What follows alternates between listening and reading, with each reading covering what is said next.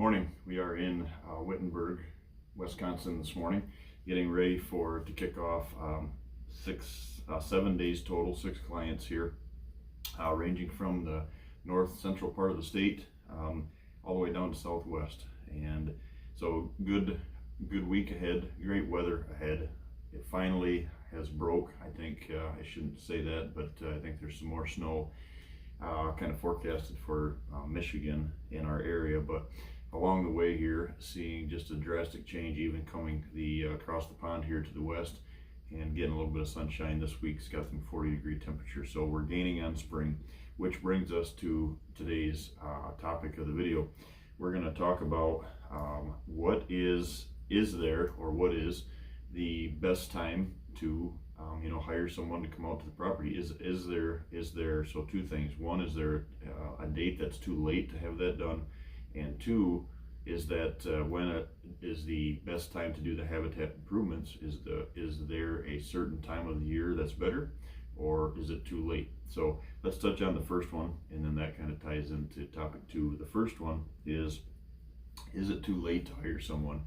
And the answer to that is always no. It's never too late, and throughout the year. And the reason I say that is if you are depending on your region, if you're listening in from Alabama, Virginia, where I'll be this year, and Alabama, if you're in any of the Missouri properties, the Illinois properties that we're going to be on, you guys down in those regions have a longer habitat season, just as you do the longer deer seasons, or the better weather during the deer seasons. And the reason for that is you have that longer window of opportunity to get that stuff done. So the consulting part of it, the hiring that consultant part of it, is to have us down there. The answer is, like I said, is no. And the reason for that is if you aren't able to do the improvements this year, this fall yet, by the fall, and you miss that spring or you miss that summer opportunity, you have all the power in the world going into, you're a step ahead going into the habitat season for next year, which is starts after the deer season. So very powerful piece to have. We've got clients every year, but this year that run right up until September 30th. So I always run until like the 15th or the 30th, because some of the states obviously start the hunting season in September around the 1st. Other ones, in the whitetail, in the whitetail regions, obviously start October 1st is another big date. So with all that said, to answer that question, it's no.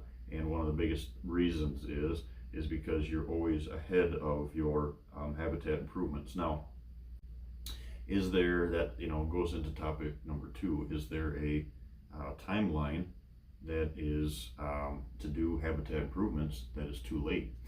In the northern Midwest, the north, the northeast, we have like I said, a shorter window of opportunity to get those habitat improvements done, and then there's a gap, and then we have opportunity to get those done again. So the timeline on that, in that region of the country, the northern Midwest and the north and the northeast, let's say, for viewers that are tuning in, that window starts, obviously your scouting, postseason scouting is done right after the season, and then that runs into habitat season, where I find a lot of mistakes are done, though. Folks believe that habitat improvements, they like to start them in December and January. And to me, I encourage the habitat work to be done, your tree work, especially your hinge cutting, to be done February, March in those areas. So that in itself extends that time period for a lot of folks that thought they were outside of the window. And then there's, in those regions, which covers all the regions, but we'll break it down here. So in those regions, you have a gap between, so you've got February, March, and April that are all good months to do the improvements. One, the weather's better, and I really feel that there's a couple things there we can touch on. One, the properties that I do see that folks go in and start doing these habitat improvements too early is it's not the enjoyable weather. So you're making quick decisions to get the jobs done, and just like anything in the construction world, when you're outside and it's cold, you waste money, you spend more time getting stuff started, so your days afield aren't spent profitable. Then what I see is the trees aren't hinging properly, your tree work isn't getting done. One, you're cold, that's when accidents happen. So I encourage you to focus on, in those regions, I encourage you to focus on that February, March, and April timeline. So then moving forward is then you go into May, June, and July, and you have to kind of watch in your area, is oak wilt an issue? Is when is the trees budding out? You always hear that, after the trees bud and your leaves kick in and you can't do habitat improvements. Well, that's totally wrong information. That's a myth out there. So that goes to, as far as the heat of the summer months, you really want to watch as far as your regeneration in your areas of logging. If you're interrupting the soil base, that top layer of soil, when you're logging, that's a totally different thing than doing wildlife habitat improvements through like hinge cutting.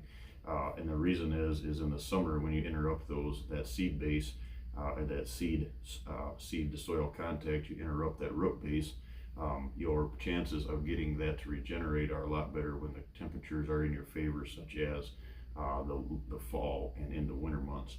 So that's in the logging side of it. Like I said, the habitat improvement side of it, you're not interrupting that base, you're just getting more sunlight to the forest floor through the opening of that canopy. And so that can be done anywhere outside of the date and or region where oak wilt, for example, is an issue. Your scarring of the tree will affect the regrowth, like on hinge cutting, will affect the regrowth. So I don't recommend, just like we don't recommend doing it when it's extremely cold, I don't encourage doing that when it's extremely hot. So that kind of busts a myth out there that is it too late to do the improvements, and so in that region. So now let's go down south. The advantage that you have down south, I'll say in the Midwest and in South, so parts of Kentucky, the Virginia clients, Alabama, Illinois, Southern Illinois, West Central Illinois, in the Missouri, those areas, your time to do this is extended, because what happens is, unlike what we have up here in, like where I'm at here in Wisconsin, where we're at in Michigan, we have here is we have to follow that sap content, let's say, up and down the tree, make sure where it's at, so you're all that more flex is in the tree. And usually, the term that you always hear everybody talk about is when you see folks out doing maple syrup, that's a good time to be hinge cutting or doing tree work, and there's a lot to be said with that. But the thing down south to remember is the Midwest South, including Kentucky and Virginia, in those areas, Georgia, Alabama, you guys don't have the change in your sap content throughout your trees like we do. So in other words, you have more time to do that throughout that let's say 6-month window. So I encourage folks to reach out if you're thinking that you missed the boat, because I get these emails all the time. Last year, for example, we had openings in July and August, and we were still booking clients right through May, June, July, August. So this year we have a couple spots in July, we have a couple spots in August, and depending on where you're at in the country, that's why I always do those dates and the cities, not so much the dates, but the cities, let you guys know where we're going to be at. And then there's always, let's say it's a weekend, there might be a possibility that that weekend is already booked, but let's say there's a possibility maybe we could do a Monday, after the weekend, or a Thursday, let's say, before those weekend clients that I already have booked. So reach out. We're going to be all over the country. I'll put some dates on. I haven't done one of these to really pinpoint cities, but I have done many of those through Facebook and Instagram, where I put those cities, and then that actually connects. I have the question here wrote down that I get asked a lot is I get, hey, what cities are you going to be in on YouTube? But there's a lot of you that are seeing that already on Facebook and Instagram. So there's a lot of you on the YouTube channel here is where I was going with that, is to that aren't seeing those. So here is a couple. We're going to be in the Illinois area. We're going to be in around back where I was there, around that Pittsfield area. We're going to be in Elma,